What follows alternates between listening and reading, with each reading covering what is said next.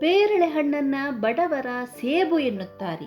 ಮನೆ ಅಂಗಳದಲ್ಲೇ ಸಮೃದ್ಧವಾಗಿ ಬೆಳೆಯಬಹುದಾದ ಪೇರಳೆ ಹಣ್ಣು ಆರೋಗ್ಯದ ಖಜಾನೆ ಎಂಬುದು ನಿಮಗೆ ಗೊತ್ತೇ?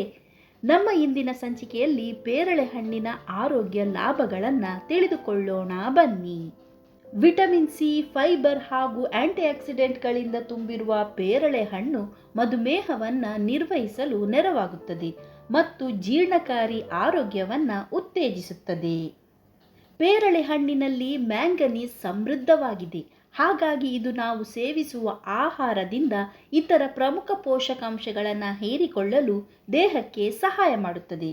ಪೇರಳೆ ಹಣ್ಣು 80% ನೀರಿನಂಶವನ್ನು ಹೊಂದಿರುವುದರಿಂದ ನಮ್ಮ ಚರ್ಮ ತಾಜಾತನವನ್ನು ಕಾಯ್ದುಕೊಳ್ಳಲು ಸಹಕರಿಸುತ್ತದೆ.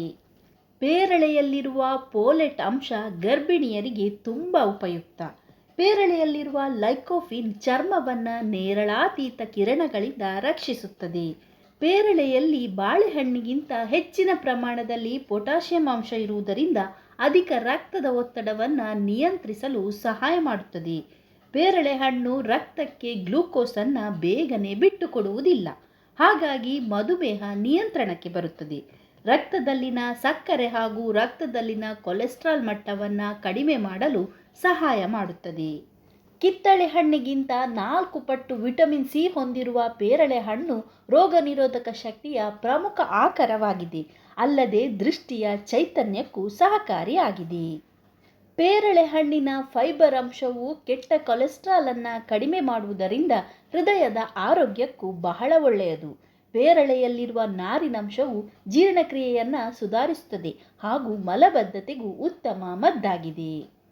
ಪೇರಳೆಯಲ್ಲಿರುವ ವಿಟಮಿನ್ ಸಿ, ಲೈಕೋಫಿನ್, ಪಾಲಿಫಿನಾಲ್ ಅಂಶಗಳು ಸ್ತನ ಕ್ಯಾನ್ಸರ್ ಬೆಳವಣಿಗೆಯನ್ನು ತಡೆಯುತ್ತದೆ ಎಂದು ಅಧ್ಯಯನಗಳು ತಿಳಿಸುತ್ತದೆ. ತೂಕ ಇಳಿಸಿಕೊಳ್ಳಲು ಬಯಸುವವರಿಗೆ ಪೇರಳೆ ಉತ್ತಮವಾದ ಹಣ್ಣಾಗಿದೆ. ಪೇರಳೆ ಹಣ್ಣು ಮೆದುಳಿನ ನರಗಳನ್ನು ಉತ್ತೇಜಿಸಿ ನೆನಪಿನ ಶಕ್ತಿಯನ್ನು ಹೆಚ್ಚಿಸುವ ಸಾಮರ್ಥ್ಯವನ್ನು ಹೊಂದಿದೆ.